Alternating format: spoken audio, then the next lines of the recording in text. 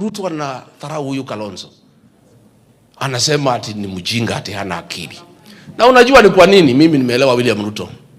Because he is the exact opposite. Anashindwa Kalonzo ni mtu ya aina gani ndio anasema hana akili.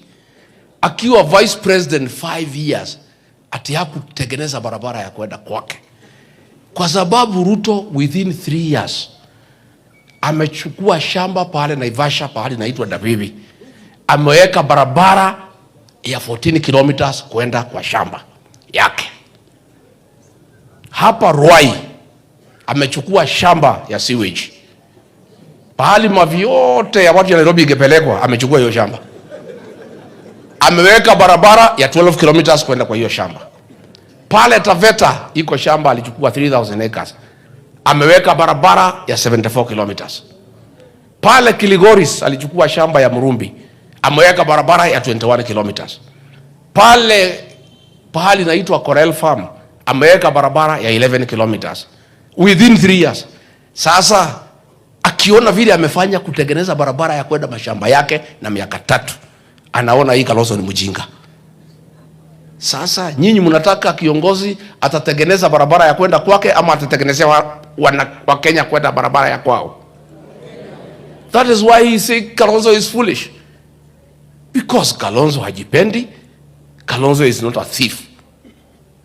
Anashindwa hii Kalonzo alikuwa vice president, hana factory, hana nini. Yeye ameingia mwaka 3 amenunua baburi ya simiti.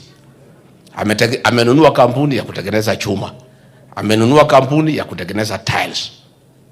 Amejenga magodowns. Amass wealth in excess of 4 trillion in 3 years. Unaona Kalonzo wako pale, hakuna kitu aliuda, hakuna kitu aliiba, anaona kweli hii mtu ni mjinga. He is stupid because he is comparing himself. Anaona mtu yeyote ambaye si mwizi ni mjinga. Nyinyi mnataka mjinga ama mwizi? Mnataka mwizi ama mjinga? Afadhali tukue na mjinga asiibe chochote. I think this country will be better off ikuwe na mjinga kuliko mwizi. Kama ujinga ni kukosa kuiba mali ya Wakenya, afadhali mimi nikuwe mjinga. So mimi nasema msijali. Hii matusi yote, hii kiburi yote, tarehe 10 mwezi ya 8 mwaka ujao, ikifika saa 3 ya usiku, hiyo kiburi yote itakuwa imeisha.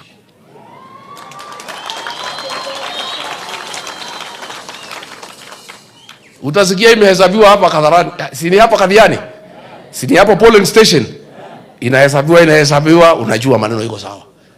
Wewe William Ruto, wewe tukana Kalonzo, tukana sisi, tupige na risasi, tupige, hiyo kiburi yako, chuma yako iko motoni. Sisi tulikufanya rais, ndio tutakupeleka nyumbani. Formula ya kufanya wewe rais was more difficult. Kukutoa ni rahisi. Unajua kujenga nyumba unajenga mwaka 3. Kubomoa one day.